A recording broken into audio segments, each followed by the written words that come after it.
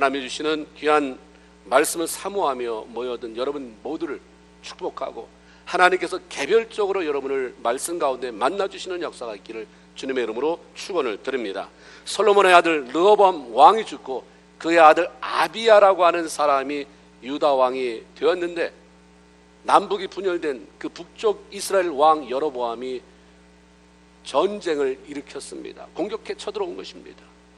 이 여로보암은 자기 백성들이 하나님께서 정해놓은 절기를 지키기 위해 예루살렘 성전이 있는 남쪽을 자꾸 방문하다가 언젠간 나를 배신할 수도 있다, 사람의 일은 모르는 것이니까 지금 나를 좋다고 쫓아왔지만 언젠가는 배신하고 저 유다 왕국에 붙을지도 모른다는 두려움과 염려가 많이 있던 사람입니다. 그 염려는 북쪽에도 제단을 만들고 하나님과 전혀 상관없는 모조품 제단을 만들고 금송아지를 세우게 했고, 이스라엘 백성들로 하여금 예루살렘 성전까지 그렇게 먼데 애써서 예배 드리러 갈 필요가 없다, 편안하게, 아주 편안하게 여기서 하나님 대신 우상을 섬기도록 해라라고 하는 망할 짓을 하게 되었습니다. 이 망령된 행동은 하나님의 진노를 사게 됐고, 하나님이 총체적으로 말씀하시는 것은 내가 나를 등 뒤에 버렸다. 네 앞에 내가 보이냐? 우리 앞에 누가 보이느냐가 중요한 거예요. 신앙생활 하는데 여러분 앞에 누가 보입니까? 사람이 보입니까? 돈이 보입니까? 내가 추구하는 야망이 보입니까? 다 중요하겠지만 하나님이 보여야 돼요. 우리가 찬양하잖아요. 나와 세상은 간 것 없고 구속한 주만 보이도다. 주님이 우리의 길잡이시니까. 네가 나를 등 뒤에 버렸도다. 대단한 책망 아닙니까? 네가 나를 관계없이 여기니 나도 너랑 관계가 없다, 이 말이죠. 하나님으로부터 외면을 당한 여로보암의 최고의 실패는 회개하지 않는 거예요. 그런 말까지 들었으면 내가 왕이 된 것도 하나님이 선지자를 통해서 된다고 그렇게 예언해서 된 건데, 하나님이 네가 지금은 등 뒤에 나를 발로 차버렸다, 등 뒤로 버렸다고 하는데 그걸 회개해야 되잖아요. 가장 큰 실패는 잠시 하나님이 잘못한 게 문제가 아니라 영혼의 회개를 안 한 거예요. 하나님으로부터 외면당한 여로보암은 회개하고 돌아서는 일을 하지 않고 죽는 날까지 전쟁을 통해서 유다 백성을 괴롭히는 일을 한 거예요. 영토를 확장하기 위해서 이방 민족과 싸운 것도 아니고 고작 한 짓이 같은 형제된 유다를 침입해서 그들을 못 살게 굴고 고통스럽게 만드는 일이었습니다. 하나님을 섬긴다고 하는 우리들 자신이 하나님과의 친밀한 관계를 잃어버려서 영적으로 무뎌지고 메말라지게 되면 나는 물론이거니와 그런 사람이 있는 가족 괴로워져요. 그 주변의 사람들이 괴롭힘을 당하고 힘들게 되는 일을 할 수밖에 없다고 하는 거죠. 우리가 은혜 안에 살면 그 덕을 보는 사람이 얼마나 많은지 몰라요. 하나님의 미랄이 중요하다고 말하잖아요. 하나님의 미랄만, 제대로 된 미랄만 심겨지면 많은 생명이 살아난다, 영향력이 끼쳐진다. 너만 은혜 안에 살면 너 덕 보는 사람 많아, 너 혜택 누리는 자 많아져. 그러나 내가 은혜를 떠나 강박하게 되면 내 주변의 사람들에게 부정적인 영향을 끼칠 수밖에 없다는 것이 바로 이 말씀, 이 메시지를 시작하기 전에 그 본문이 우리에게 들려주는 말씀입니다. 그러기에 히브리서 12장 28절에 보면 따라합시다. 그러므로 은혜를 받자. 그 사이에 생략된 게 뭔지 아십니까? 진동치 못할 나라를 받았으니. 다시 말하면 너 구원받았지? 구원받았으면 따라하세요. 구원받았으면 은혜 받자. 구원받았으면, 구원받기 전까지는 나 구원해 주세요 하나님, 나 예수님이 잘 안 믿어져요, 그걸 위해서 기도해야 되죠. 그러나 구원받았으면, 구원받았다고 다 확신한다면서요. 그러면 따라합시다. 은혜를 받자. 은혜 받아야 사니까 그러는 거예요. 은혜 받고 은혜 안에 살고 받은 은혜를 다른 사람에게 나누는 것이 저와 여러분 할 일이에요. 그게 다예요. 그게 은혜 받고 은혜 안에 살고. 그 은혜 받는다는 게 뭘 성격제 끼고 기도만 하는 것입니까?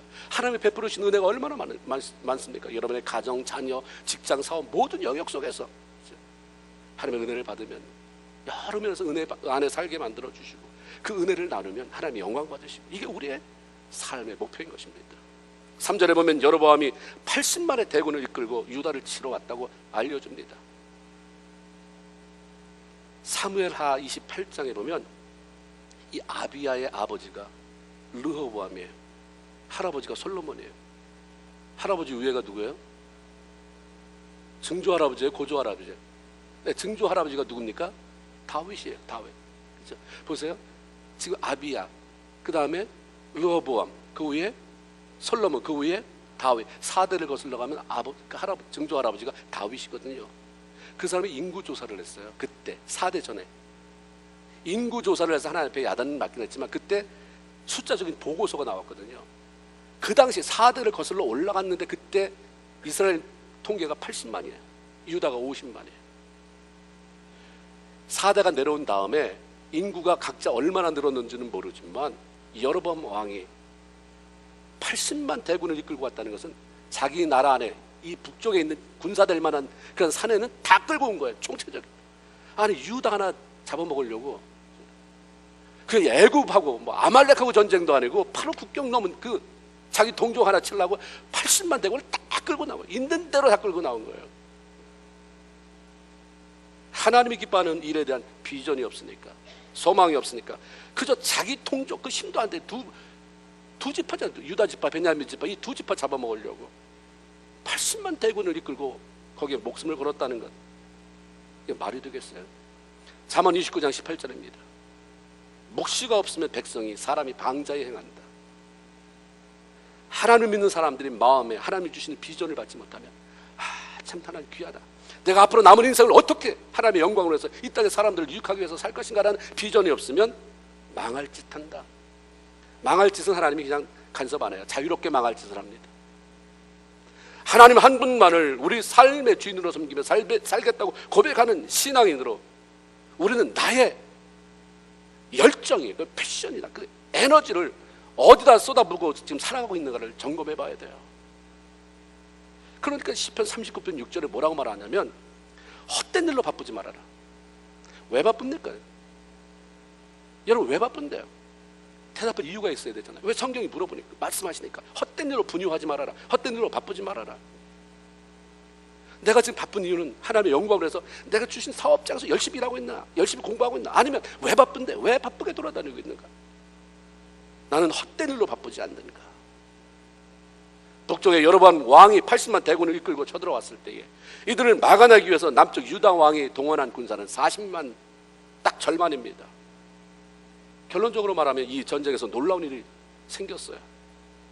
남왕국 아비야 왕이 이끄는 40만 군대가 80만 대군을 완전히 눌러버린 거예요. 전쟁의 승리를 쟁취했습니다. 어떻게 그런 일이 가능한가? 이게 오늘 메시지가, 우리에게 주시는 메시지가 그거예요. 어떻게 이게 가능한 일이냐? 40만 가지고 80만 이길 수 있느냐? 이게 어떻게 가능하냐? 아비야 왕의 승리 비결이 무엇이냐? 성경은 본문을 통해서 세 가지 말씀하세요. 첫째는 아비야가 하나님의 약속의 말씀에 대한 확신을 가지고 있었다. 5절에 보면 유다 왕 아비야가 이스라엘 하나님 여호와께서 소금 언약으로 이스라엘 나라를 영원히 다윗과 그 자손에게 주신 것을 너희가 알 것이 아니냐, 이렇게 소리치는 내용이 나옵니다. 소금 언약이라고 하는 것은 소금이 방부제 역할을 하지 않습니까? 어떤 상황 속에서 변치 않는 소금과 같이 진실한 언약을 말하는 것으로 하나님께서 다윗과 맺으신 언약을 의미하는 것입니다. 하나님은 다윗이 하나님 말씀에 순종하고 그분 앞에 신실한 삶을 살아갔던 게 너무 좋으신 거예요.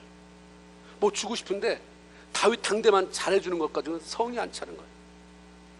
네가 내 앞에, 물론 네가 나한테 받은 사랑 뭐 다 갚아도 갚을 수 없지만, 그러나 네가 나를 얼마나 사랑하는지 난 다 쏟아부어주고 싶다. 근데 너만 가지고 성이 안 차는 거예요.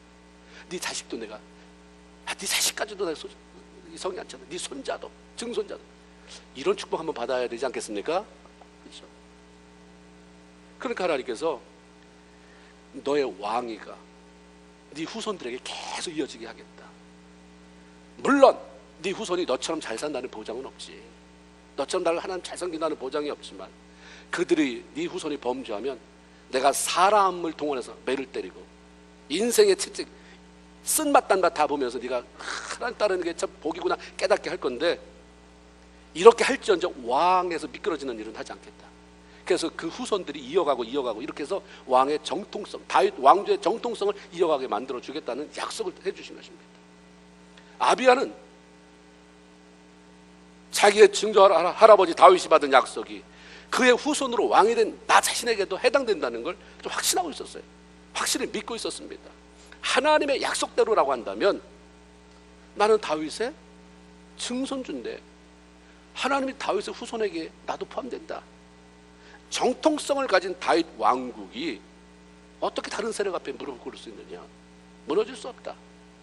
그러니까 비록 군사가 반에 반 된다 할지라도 하나님께서 함께 하실 것이고, 그래서 지지 않을 것이고 절대로 질 수 없다. 이 확신이 이 남왕국 유다 왕에게 생겨났던 것입니다. 그러기에 8절에 보면 이제 너희가 또 다윗 자손의 손으로 다스리는 여호와의 나라를 대적하려고 드느냐? 이렇게 오히려 80만 대군을 이끌고 온 북왕국 여로보암을 향해서 큰 소리를 쳐댑니다. 다윗에게 허락한 하나님의 약속을 굳게 잡고 통치하는 그 후손의 나라를 대적하는 것은 곧 하나님 나라를 대적하는 거다. 뭐뭐한 짓이다. 너 하나님을 대적하고 살아남겠냐?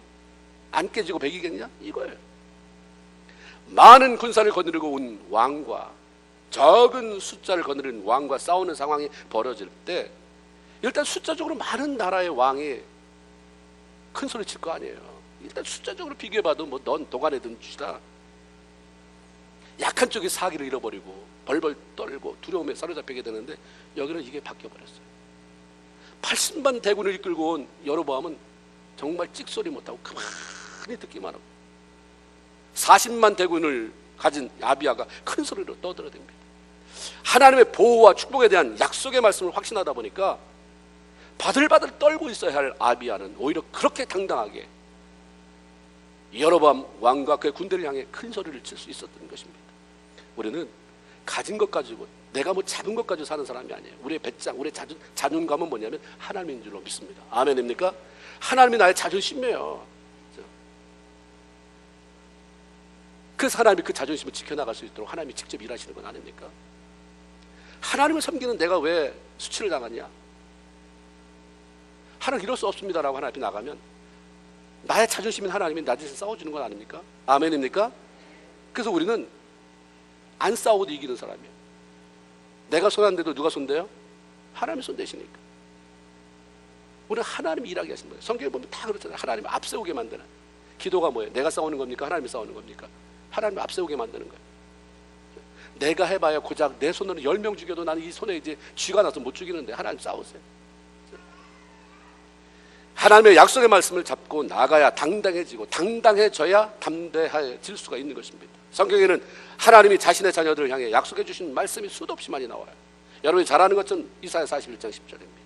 두려워하지 말아라. 내가 너와 함께함이니라. 놀라지 말라. 나는 내 하나님이 대면이라. 내가 너를 굳세게 하리라. 참으로 너를 도와주리라. 참으로 나의 의로운 오른손으로 너를 붙들리라. 누가 하신 말씀이에요? 누구에게? 잘 모르시는군요. 누가 하신 말씀이에요? 네, 하나님이 따라서. 하나님이 내가 한 말 아니에요. 목사님 이러면 이거 2단 나오는 거예요. 누가 하신 말씀입니까? 누구에게? 집사님에게 아니에요. 나에게. 다시 한번 크게 따라하세요. 누가 하신 말씀입니까? 누구에게? 이 말씀은 굉장히 파워풀해요. 이 말씀이 다른 데도 많지만 이사야 41장 10절 가지고 살아났다는 사람 수도 없이 많아요. 나는 이 성경 기억도 잘 못하고 더듬더듬 그렇게 생각났는데 근데 위기 상황 속에서 이 말씀이 떠오르더니 갑자기 힘이 생기고 그래서 내가 이길 힘이 생겼다. 헤쳐나갔다. 이런 사람이 얼마나 많아요. 말씀의 약속의 능력이에요. 이사야 43장 1절에 보면 너는 두려워하지 말아라. 내가 너를 구속하였고 내가 뭐하여? 치명하여 손가락으로 너 불러나니 너는 누구 것이다? 내 것이 누구 것이에요? 하나님의 것이다는 말씀입니다. 나를 자녀 삼으신 하나님, 불가능이 없으신 전능하신 하나님이 나를 도와주시고 강한 오른손으로 나를 붙잡아 주시겠다고 하신 이 약속의 말씀만 확신할 수 있다면 어떤 위태한 상황 속에서도 그 말씀 잡고 염려 대신 평안함을 누릴 수 있는 것이고 신앙인의 특징인 여유만만, 따라서 여유만만이요. 여유할 수 있는 거예요. 불안한 사람이 집니까? 여유로운 사람이 집니까? 불안한 사람이 져요. 불안하면 판단력도 상실되거든요. 여유로워야 돼요. 말씀이 그렇게 한다니까. 말씀이 어차피 하나님 다 아시죠? 나는 무능하고 연약하고 할 수 없는 거 아시죠? 하나님이 하신다고 말씀하셨으니까 난 믿습니다. 그러면서 생기는 여유. 말라기 4장 2절에 보면 내 이름을 경외하는 너희에게는 의로운 태양이 떠올라서 치료하는 광선을 바라느니 저가 외양간에서 나온 송아지처럼 어떻게 뛰리라? 기뻐 뛰리라 말씀이 있습니다. 아무리 어렵고 힘든 상황에 갇혀 있는 것 같다 할지라도 하나님을 경외하면 광선을 발해준다잖아요. 광선. 레이저빔이면 뭐 수술도 가능하고 아무리 두꺼운 뭐 철도 그냥 쫙 잘라내잖아요. 레이저빔 쏴가지고 잘라주신대요. 고쳐주신대요. 회복시켜주신대요. 갇힌 곳에서 끄집어내서 기뻐하게 하신다 말씀하시잖아요. 하나님께서 약속해 주신 말씀에 대한 확신은 어떤 불리한 상황, 위태로운 상황 속에서도 우리로 하여금 담대히 말하고 당당하게 행동할 수 있게 만들어주는 것입니다. 왜 당당하지 못하냐? 왜 우리가 담대하지 못하냐? 속이 비어있어요. 뭐로 비어있냐? 말씀이 비어있으니까 그러는 거예요. 약속을 잡은 게 없어요. 들은 건 많은데 내가 잡은 것도 없습니다. 약속에 성경 공부를 하는 게 중요한 게 아니라, 성경 읽는 게 중요한 게 아니라 그 읽은 걸 어떻게 해야 돼요? 손에 잡아야 되는 것입니다. 잡아야 돼요.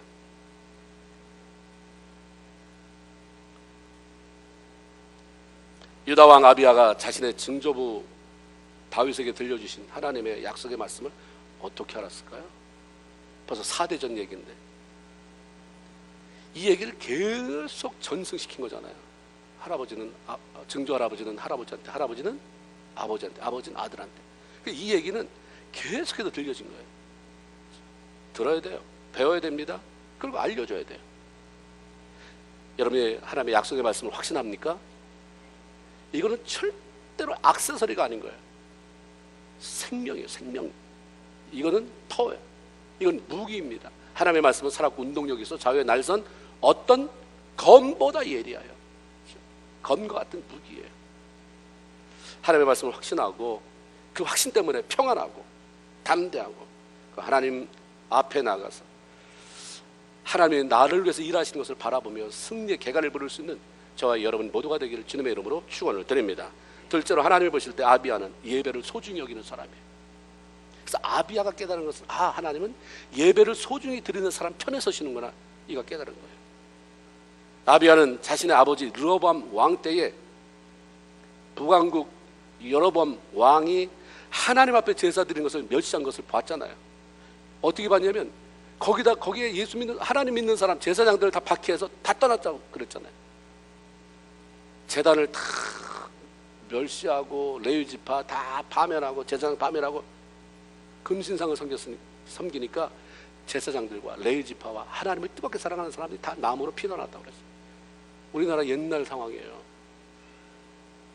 북한의 평양에 예수 믿는 사람이 그렇게 많았대잖아요. 옛날에 그냥 예루살렘이라고 말할 정도로. 공산 정권이 들어가니까 많은 사람이 어려움 무릅쓰고 신앙의 자유를 찾아서, 그때는 북쪽이 훨씬 더 잘 살았다는데 신앙의 자유를 찾아서 내려왔어요. 남한이 왜 이렇게 잘 됐을까요? 신앙의 자유를 찾아온 사람들이 기도해서 시발점이 된 거예요. 남한국 그 조그만 나라 잘 될 수가 없어요. 그 사람들이 다 내려왔거든요. 예배 잘 드리는 사람, 기도 많이 하는 사람, 하나님 뜻대로 살아가는 사람이 다 남쪽으로 오니까 안 될 수가 없어요. 3년 동안 강성했다고 지난주에 말씀드렸잖아요. 이걸 아들이 본 거예요. 그때 왕 아니었거든요. 아버지가 왕이었고 자기는 어린 왕자였는데 달라지는 거예요. 그 사람들이 넘어오면서 막 모르는데 분위기가 달라져요. 사회가 달라져, 뜨거워져요. 제사장들이 모이고 하나님을 뜻대로 사랑하는 사람이 모이고 그런 사람이 모여서 예배 드리니까 전에 드렸던 예배하고는 틀린 거예요. 유다가 계속해서 제사를 드렸지만 이상하다, 이 사람이 넘어온 다음에는 왜 이렇게 더 예배가 뜨거워지고 왜 이렇게 감격이 될까? 아비야는 이런 일을 통해서 깨달은 거죠. 하나님은 예배를 중요하게 여기시는구나. 예배하는 자들 편에 서시는구나. 이걸 몸으로 체득했던 사람입니다. 그러니까 80만 대군을 이끌고 온 여로보암을 향해서 하나님께 드리는 예배를 무시하는 자가 아무리 많은 군사를 동원했다고 해도 어떻게 이기겠느냐? 비웃는 거죠. 자신만만하면 앞에 놓인 대상이 누구냐 상관없어요. 그가 별짓을 다 해도 내가 확신하는 게 있거든. 더군다나 예수 믿는 사람이 주일날 자주 빠지고 아니면 예배 겨우 마지못해 드렸는데 무슨 자신감이 이렇게 있겠습니까? 하나님 앞에 내 삶을 드리고 예배 드리는데 철저하고, 그럼 괜히 하나님 도와주실 것 같은 마음이 생기고 당당하잖아요. 일단 내가 그냥 우울해하고 이러면 사단이 어떻게든지 파고들려고 하지만 당당하면 자꾸 두리번거리게 되겠죠. 저게 왜 당당할까? 왜 당당할까? 뭐 혹시라도 숨겨놓은 비밀의 비장의 무기가 있지 않을까? 처음부터 우리가 자신감 없을 때 어떻게 이기겠어요? 일단 예배만 잘 들어도 자신감이 생기잖아요. 당당한 거예요. 나 뭐 이렇게 예배 드리는데 하나님이 안 도와주겠나? 하나님의 약속이 있지만 일단 그런 마음이 드니까 너같이 예배도 안 드리고 금송아지 세우고 제사장 쫓아내고 우상 숭배하는 제사장을 세우는데 그것도 말이야, 돈 가져오면 송아지 가져오고 수양 7마리 가져오면 아무나 제사장 세워서 제사를 이끌게 하고, 이런 미친 짓을 하는 왕을 하나님이 어떻게 도와줄 수 있겠냐? 이걸 속으로만 삭힌 게 아니라 선포하잖아요. 사무엘상 2장 30절에 나를 존중히 여기는 자를 내가 존중히 여기고, 따라합시다. 나를 존중히 여기는 자를 내가 존중히 여기고, 나를 멸시하는 자를 내가 경멸히 여기리라. 내가 하나님을 존중하는 걸 어떻게 표현하겠습니까? 중요한 것이 예배예요. 예배를 통해서 하나님을 존중하는 것을 보여야 돼요. 예배를 통해서, 그러니까 하나님을 존중하는 사람도 있고 경멸히 여기는 사람도 있다는 거예요. 그러니까 존중히 여기면 내가 존중히 여기고, 경멸히 여기면 나도 경멸히 여긴다. 하나님께 제사하는 일, 예배 드리는 일을 우습게 여기는 사람에게 소망이 없다라고 선전포고를 한 거예요. 너 80만 대군, 나 40만 대군으로 이겨. 넌 소망이 없어. 80만이 크냐 40만이 크냐 하면 80만이 크지만, 80만이 크냐 하나님이 크냐 하면 너 대답할 수 있어? 대답이 뭐냐? 그게 나의 담대함이다. 아멘. 이렇게 나간 거예요. 남한국 사람들은 하나님을 배반하지 않았다고 이 왕이 얘기하잖아. 지금 우리는 하나님 배반하지 않았어. 레위 사람들과 제사장들과 그 사람들을 세워서 매일 아침 저녁으로 예배 드리는데 하나님이 어떻게 우리 편이 안 들어주시겠냐? 하나님이 우리를 어떻게 전쟁에 이기지 않도록 하겠느냐? 그러니까 큰 소리로 이 12절에 그렇게 말합니다. 이스라엘 자손들아, 너희 조상들의 하나님 여호와와 싸우지 마라. 너희가 형통하지 못할 것이다. 하나님께서 함께 하시는 예배를 소중히 여기는 군사들과 싸우는 것은 결국 하나님과 싸우는 것이고, 하나님과 싸우는 싸움에 무슨 승산이 있냐? 무모한 짓이다. 빨리 물러가라. 죽기 전에 빨리 도망가라. 이 말이지. 아비야 왕의 확신처럼 하나님을 소중히 여기고 예배를 소중히 여기고 자기 백성들이 기쁨으로 드리는 예배를 통해서 영광을 받으시는 그 하나님.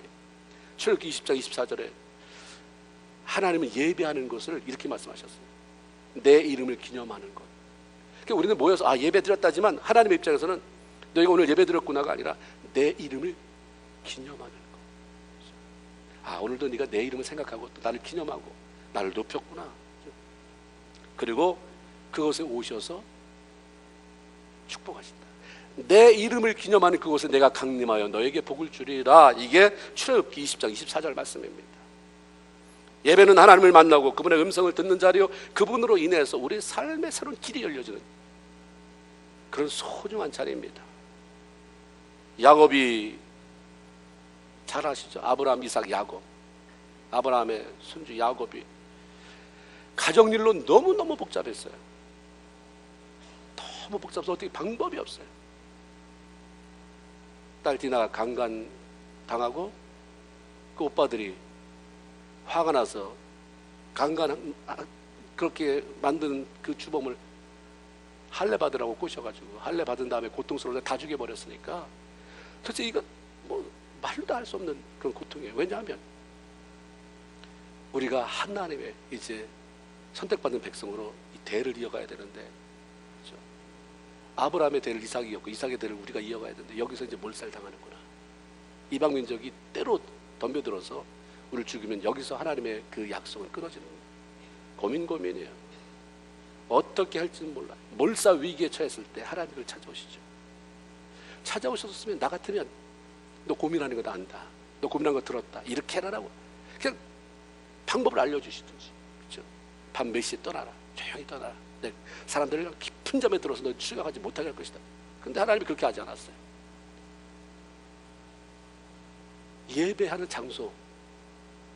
너 옛날에 힘들 때, 너 도망갈 때 나를 만났던 그 장소 베델 알지? 베델로 올라가서 예배 드려라. 아니 예배 드리면 뭐 할 건데요?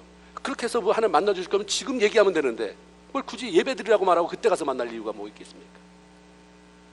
지금 하나님이 일방적으로 대답하는 것보다 예배라고 하는 행위를 통해서 하나님을 높여주고 영광스럽게 할 때 단순히 문제만이 아니라 그 삶의 새로운 시각이, 눈이 열려지는 것들, 하나님을 경험하는 그런 기회를 주시기 위한 것이죠. 창세기 35장 1절에 일어나 베델로 올라가서 거기 거주하며 하나님께 거기서 제단을 쌓아라. 하나님 만났어요. 야곱만이 아니라 자식들 다 하나님 거기서 만났어요. 그럼 새로운 역사가 일어났죠. 예배하는 곳에 영적인 치유와 회복의 역사가 일어납니다. 문제 해결의 길이 열려지는 거예요. 왜 그렇습니까? 시편 22편 3절에 이스라엘의 찬송 중에 거하는 자여라는 말씀처럼 예배하는 곳에 영이신 하나님이 오시기 때문에 그런 거예요. 여기 하나님의 임재가 있음을 믿습니까? 안 계신 게 아니라 못 보는 거예요. 못 느끼는 건 우리가 그런 거지. 느끼는 사람은 감격 가운데 예배를 드리고 있는 것입니다. 이스라엘 찬송 가운데 예배하는 가운데 거하시는 주여. 하나님의 영이 그곳에 오셔서 예배하는 자와 함께 하기 때문에 거긴 역사가 일어나지 않을 수 없어요. 성경에 등장하는 인물 가운데 그 누구보다도 예배를 소중히 여겼던 독보적인 존재가 다윗입니다. 왕 위에 오르고 나라가 확장이 되고 부강해져가도 그의 관심은 예배였어요. 예배에 대한 그의 열정은 지칠 줄도 몰랐고 변하지 않았어요. 대체로 어느 정도 내가 추구하는 게 이어지면 그 일 때문에 바쁘다, 사업이 잘 돼서 출장이 많다, 뭐가 많다, 그 예배가 소홀히 되거든요. 그럼 다시 시간을 두고 줄어들어요. 다시 원상태로 오면 그때 돈 있을 때 잘할 걸. 이런 사람이 너무너무 많아요. 다윗은 별 관심이 없어요. 왕. 하나님이 왕위에 가라고 기름 부어주셨으니까 왕이 됐고, 전쟁에 나가라고 그래서 나가면 하나님이 대신 싸워주셨으니까 이겼고, 예배 관심은 예배, 그의 관심은 예배였어요. 그러니까 시편 27편 4절 다윗이 쓴 거거든요. 내가 여호와께 바라는 한 가지 일이 있다 그랬어요. 난 많은 거 바라지 않는다. 한 가지. 내가 그것을 구하리니 곧 내가 내 평생에 여호와의 집에 살면서 여호와의 아름다움을 바라보며 그의 성전에서 그분을 사모하는 것이다. 예배 드리는 자로 사랑하는 것이 내 꿈이다. 이거 평생 한 가지 소원이다. 여러분 가운데 평생 나는 하나님 앞에 예배자로 살고 싶다. 그런 분이 있습니까? 그럼 맨날 교회 와서 사는 그게 아니라 내 삶이 늘 하나님 앞에 초점을 맞추고. 제가 어떤 그 강의를 통해서 봤는데 그 메노라라고 하는 촛대 있잖아요. 7 촛대. 그렇죠? 7 등잔이 있어요. 근데 가운데는 주님을 상징하고 나머지 주님의 영까지 합해서 7 영으로 상징되는 그 촛대가 있는데 다 초를 꽂는 줄 알았어요. 근데 그 당시에 촛대가 보니까 그 심지가 가운데 거는 가운데로 쭉 올라가고 나머지 왼쪽에 3개, 오른쪽에 3개 그 등잔의 심지가 다 가운데로 이렇게 들어가 있더라고요. 원래 유대인이 쓰던 것은 그거예요. 하나님 중심으로. 하나님 중심으로. 모든 초점이 주님 앞에. 우리 삶에 내가 먹든지 마시든지 무엇하든지 하나님 앞에 예배하는 자로 이렇게 살아간다고 한다면 하나님이 더 이상 바랄 게 없어요. 세상 사람은 모르니까 그렇게 안 한다고 쳐도 너 예수 믿는다며, 기도한다며, 교회 다니지 오래됐다며, 몇 대로 예수 믿는다며, 네가 장로라며, 네가 권사라며, 집사라며, 네가 목사라며, 너 평생 다윗처럼 내가 여호와께 바라는 것은 딱 한 가지입니다. 내 평생에 여호와의 집에 살면서 여호와의 아름다움을 바라보면서 예배드리는 것이 내 꿈입니다. 얼마나 있겠습니까? 더 나가서 시편 29편 2절에서는 여호와 하나님께 그의 이름에 합당한 영광을 돌리며 거룩한 옷을 입고 여호와께 예배할지어다. 다윗이 전쟁마다 이기고 성공적으로 왕의 직무를 감당할 수 있었던 것은 그 뛰어난 지력 때문이 아니에요. 하나님을 존중하고 예배를 소중히 여겼기 때문입니다. 예배 안 드려도 내가 뭐 괜찮게 하는 것 같지만 그냥 굴러가는 게 있어요. 그냥 하나님이 내버려둬도 내가 그냥 알아서 하는 게 있어요. 그러나 위기 때는 탈출할 디딤돌이 없는 거예요. 디딤돌이. 붙잡을 고리가 없는 것입니다. 문제 없을 때는 괜찮죠. 내가 돈 잘 버는 것 같고 잘 나가는 것 같을 때는 뭐 하나님 앞에 예배 별로 안 드려도 괜찮은 것 같은데 위기 때는 뭘 잡고 올라올 것이냐 이 말이에요. 위기가 안 온다고요? 어떻게 장담할 수 있어요? 내일 내 삶을 어떻게 장담할 수 있냐 이 말이에요. 하나님이 계셔서 얼마나 좋습니까? 하나님의 아버지라 얼마나 좋아요. 아비야가 당당하게 북왕국 80만 대군의 공격을 막아낼 수 있었던 것도 하나님께서 예배를 귀하게 여겼던 왕과 그 군사들을 도우셨기 때문입니다. 하나님을 귀하게 여기고 그분이 영광을 받으시고 그 이름이 높임을 받기 원하는 마음으로 예배하는 자를 하나님이 귀하게 여기죠. 귀하게 여기는 자의 삶을 어떻게 내걸려 두겠습니까? 일마다 때마다 간섭하시고 도와주시는 거예요. 이런 복이 여러분의 삶 가운데 있기를 주님의 이름으로 축원을 드립니다. 무엇보다도 이 아비야가 가졌던 것이 하나님에 대한 신뢰의 마음입니다. 마음이 강팍해지고 영적 귀가 둔해진 여로보암 왕에게 아비야의 말이 안 들려요. 성경에 들을 귀 있는 자, 왜 그렇습니까? 다 듣지 못한다는 거예요. 이렇게 귀한 말씀, 이렇게 소중한 예수님의 말씀, 나만 듣기 아깝다. 다 그랬을까요? 네. 그러니까 주님이 그렇게 많은 사람 속에 말씀을 해놓고도 귀 있는 자는, 들을 귀 있는 자는 들어라. 계시록에도 귀 있는 자는 성령이 교회들에게 하는 말씀을 들어라. 다 못 들으니까 하는 말이에요. 다 맞는 말을 했잖아요. 아비야가 다 맞는 말이에요. 맞다. 두려움이 와야죠. 내가 하나님을 섬기지 못하는데 괜히 내가 80만 대군이라고 우쭐대다가 싸우면 이거 완전히 망해버린다. 가자. 다시 우리의 문제를 좀 점검해보자. 전혀 안 들리는 거예요. 망하는 지름길이 남의 얘기가 안 들린다는 거예요. 다 보세요. 망하는 사람 거의 얘기 안 들려. 안 들려, 얘기가. 지나놓고 나서 얘기가 들리지. 여로보암은 그 하나님에 대한 충고가 들리는 게 아니라 빨리 전쟁 치르고 싶은 거예요. 유다 왕국을 보기 좋게 무너뜨려서 이 아비야의 가사로운 말, 이 가증스러워 보이는, 가증스럽게 들리는 저 콧대를 부러뜨리고 싶고 우습게 만들고 싶은 마음뿐이었습니다. 여로보암 아비야 왕과의 전쟁에서 믿는 구석이 딱 하나 있어요. 두 개겠죠, 두 개. 군사가 많다는 거, 배로 많은데. 또 하나는 내가 너 애숭이 아비야보다 경험이 많다는 거. 1절에 보니까 여로보암이 왕이 된 지 18년 만에 아비야 왕이 유다를 통치했다라는 말이 있잖아요. 여로보암이 남왕국 유다의 왕보다 18년이나 정치적이나 군사적인 경험 앞서가고 있었다는 거죠. 아무렴 너보다 내가 못하겠냐 이 말이에요. 18년이나 너보다 내가 정치 경력이 있는데, 군사 경력이 있는데, 전쟁에 싸워본 네 아버지하고도 내가 싸워봤는데, 그때는 내가 미숙했지만 지금은 군사도 그때보다 더 많아. 지금 80만 18년 동안 내가 싸우고 이렇고 저렇고 하면서 경력도 있고, 너 같은 애송이는 한 주먹거리도 안 된다. 이 자신감 가지고 왔어. 그러니까 하나님이라고 하는 변수만 제거하면, 그래서 하나님이 일할 건지 안 할 건지, 하나님이 유다 백성과 함께 할 건지 안 할 건지, 이 전쟁에 개입할 건지 안 할 건지 확실치도 않은 거, 그것만 제거해버리면 군사도 80만으로 배나 많고 경험도 많고 도무지 칠 이유가 없는 거예요. 그러니까 과감히 유다를 공격해 들어갑니다.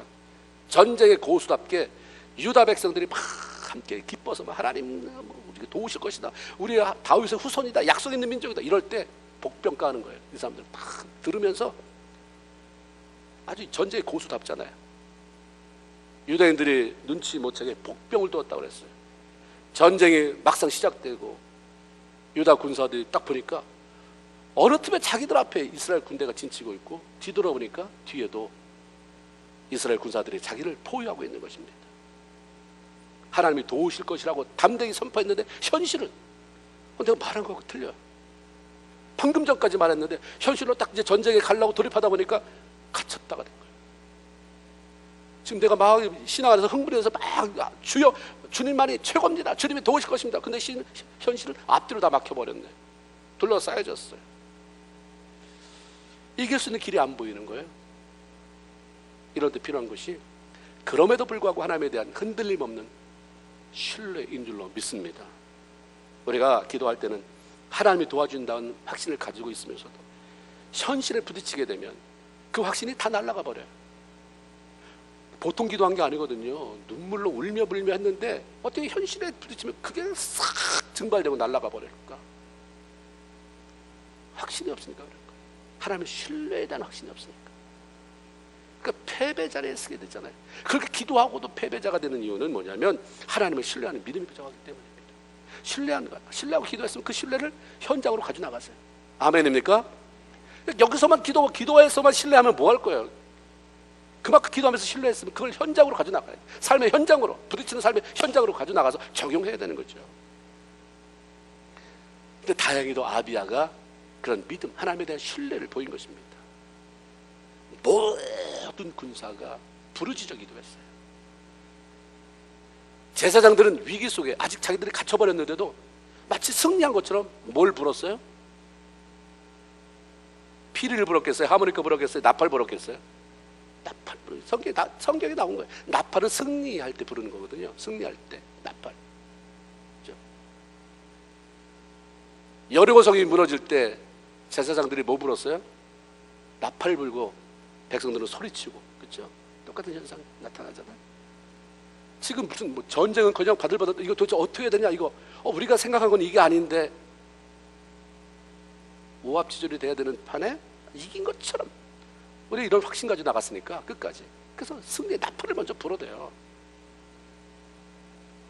하나님은 때때로 하나님이 일하시지만 때로 우리가 믿음으로 선포하는 것을 하나님이 책임져 주시는 줄 믿습니다. 아멘. 그 믿음으로 사람이 마음으로 믿어 의에 이르고 입으로 신화해서 구원에 이른다는 거예요. 거기서 건짐을 받는다. 예수님이 구원받고 천국 간다는 구원이 아니라 위기 속에서 건짐을 받는다. 입으로 신화해서 선포해서. 14절에 보니까 유다 사람이 뒤를 돌아보고 자기 앞뒤에 적병으로 말미암아 여호와께 부르짖고 제사장은 나팔을 부니라. 하나님을 신뢰하면 그분이 앞에 나가 일하세요. 성경 여러 사람이 나오는데 저마다 하나님을 신뢰했던 사람들이죠. 근데 하나님을 신뢰하는 가운데 참 특별한 그런 그 전례를 남긴 사람이 있습니다. 이 사람 또 다윗이에요. 다윗이 블레셋 장수 골리앗과 싸워 이겼던 이야기, 그게 사무엘상 17장에 있습니다. 그래서 성경에 보면 우리가 다윗이 거인 골리앗과 싸워 이겼다 이러면 실감이 안 날까봐 골리앗의 외모에 대해서 거기 아주 자세히 설명해줘요. 키가 6규빗 1뼘, 9피트 3m예요. 키가 3m. 피트가 더 나은 사람은 9피트. 여러분 키하고 비교해보세요. 9피트. 몸에 걸친 갑옷만 여기 보니까 놋 5,000세겔 125파운드 57kg 57kg도 안 나가는 석인도 많잖아요. 그걸 하나 갑옷이에요. 그 갑옷 무게가 자기 손에 쥔 창은 철 600세겔 15파운드 약 7kg. 이건 사람이 아니라 괴물이에요. 쳐다보는 것만으로도 주눅이 들고 겁이 나는 것입니다. 근데 쬐끄만 다윗이 그 사람하고 싸우겠다고 나온 거예요. 웬만한 사람 같으면 싸우기는커녕 네가 한번 나가 해서 발로 다 밀어서 거기까지 섰다. 온몸이 뭐 사시나무처럼 떨리더라고. 이빨이 덜덜덜 떨려서 제대로 말도 못할 거예요. 근데 자기가 걸어 나가잖아요. 뭐 다윗은 자기가 걸어 나가요. 다 보고. 사울이 혹시라도 해서 자기 것 뭐 갑옷 이런 거 입혀주지만 아유 다 이거 귀찮고 거추장스럽고 그렇게 나가요. 가서 긴장해가지고 어떻게 죽일까 이것도 아니에요. 어차피 내가 죽이려고 나온 게 아니에요. 하나님이 죽일 거니까 그냥 나가서 우리를 욕하는 거 대갚아 주기라도 하겠다 이거잖아요. 이런 마음이 있어야 되잖아요. 하나님 편에서는 그 불타는 열정, 하나님이 모욕받는 게 내가 모욕받는 것 같은 그게 있어야 되는데 그게 없어요. 다윗이 그걸 이긴다고 보장하고 갔습니까? 그것도 물맷 돌 5개 가지고 새총 이거 쏘는 물맷돌 가지고 말이에요. 그런 거 아니에요. 하나님이 모욕받으니까. 네가 누구간데 살아계신 만군의 하나님 여호와를 그렇게 모욕하느냐? 그러면서 딱 나가서 사무엘상 17장 4절 5절 45절 47절 너는 창과 칼과 단창으로 내게 오거니와 나는 만군의 여호와의 이름 곧 내가 모욕하는 이스라엘의 여호와의 이름으로 내게 나간다. 여호와의 구원은 너 잘 들어라. 키 크다고 되는 거 하고 아니고 칼과 단창을 집었다고 한 게 아니라 하나님 손에 있다는 걸 내가 오늘 보여주겠다. 전쟁은 여호와께 속한 것인즉 그가 너를 내 손에 맡길 것이다. 할렐루야. 이게 애가 한 거예요. 애가. 다윗이 그때 그렇게 하고 있었는데 우리는 뭐 하고 있는 것입니까? 하나님이 모욕받아도 나만 괜찮으면 괜찮다. 나만 잘 먹고 살면 된다. 하나님 모욕받아도 어쨌든 나에게 실리가 있으면 이윤이 남으면 나는 뭐 괜찮다. 이거 아니라는 거죠. 감히 어린 다윗이 어떻게 거인 장수에게 이렇게 당당한 말로 협박할 수 있었는가? 그 자기가 믿는 어떤 특별한 무기나 기술 때문이 아니라 하나님이라고 하는 만왕의 왕이고 만주의 주가 되시는 그분에 대한 절대 신뢰가 있었기 때문에 가능했습니다. 그 신뢰가 다윗으로 하여금 내가 나가는 곳에 하나님도 같이 나오신다. 내가 싸우는 곳에 하나님이 같이 싸워주신다. 그래서 너는 죽는다. 이런 확신을 가지고 있었던 것이고 우리가 생각해 보세요. 많은 돌 하나 던졌는데 죽잖아요. 갑옷으로 다 싸맸는데 그 돌 하나를 거기 급소에 가서 막 한 방에 나가 떨어지게 한 게 도대체 누구겠어요? 하나님이 하시는 거지. 결국 죽였어요. 다윗이 목을 끊어서 끌고 왔습니다. 전쟁이 이스라엘에게 돌아갔어요. 마찬가지. 아비야 왕과 원 군사들이 하나님을 신뢰하면서 한 마음이 되어 기도할 때 하나님이 직접 이들을 도우셨습니다. 15절에 보니까 유다 사람들이 소리 지르며 유다 사람이 소리 지를 때에 부르짖어 기도할 때에 하나님의 여로보암과 온 이스라엘을 아비야와 유다 앞에서 치시니 어떻게 치셨는지 모르겠어요. 성경에 다른 데 보면 우박으로 치는 경우도 있고 하나님이 그냥 큰 소리가 나서 스스로 놀래서 기겁해서 자기끼리 찔러 죽이는 경우도 있었고 그랬잖아요. 하나님이 치시니 이 전쟁에서 북왕국 군사 80만 명 중에 50만 명이 죽었다고 그랬어요. 18절에 보니까 그때 이스라엘 자손이 항복하고 유다 자손이 이겼으니 이는 그들의 조상의 하나님 여호와를 의지하였습니다. 의지하면 도우세요. 의지하면 막아주십니다. 의지하면 이기게 하십니다. 우리가 비록 하나님의 백성으로 이 땅에 살아가지만 이 땅에 사는 동안 우리를 향한 악한 사단의 공격은 끊임이 없어요. 끊임이 없습니다. 사단은 기가 막힌 술수를 가져와요. 차라리 까만 모습으로 뿔 달고 오면 우리가 분별해서 이길 텐데 사람을 통해서 오기 때문에 교묘하게 넘어지는 거예요. 교묘하게. 끊임없이 우리는 영적 전쟁을 치르게 됩니다. 근데 하나님은 우리에게 이기는 자가 되라고 말해요. 승리하는 자가 되라. 이겨야 누릴 게 있다. 내가 주는 거는 이긴 자가 받는 거다. 아멘입니까? 요한계시록 7장 1장 7교회 얘기 들어보세요. 이기는 자에게 항상 하나님이 뭘 준다고 하는 얘기가 이기는 그에게는 이겨야 네가 시험을 이기든 사단과의 전쟁에서 이기든 하여튼 이기면 받는다. 뭔지는 하나님이 다 달랐어요. 7교회. 하나님의 약속의 말씀을 붙잡고 하나님 앞에 드리는 예배를 소중하게 아주 소중하게 드리는 게 어떻게 드리는지 각자 다 아실 거예요. 어른이 돼서 상식적으로 보면 어떻게 드리는 게 하나님 앞에 예배를 주일에 한 번 드리는 예배가 소중하게 되는지 우리가 잘 알 거 아니에요. 소중하게 드리고 귀하게 여기고 하나님을 신뢰함으로 그 하나님의 도움을 받아서 매 순간마다 승리하며 살아가는 저와 여러분 모두가 다 되길 주님의 이름으로 축원을 드립니다. 아멘. 하나님 고맙습니다.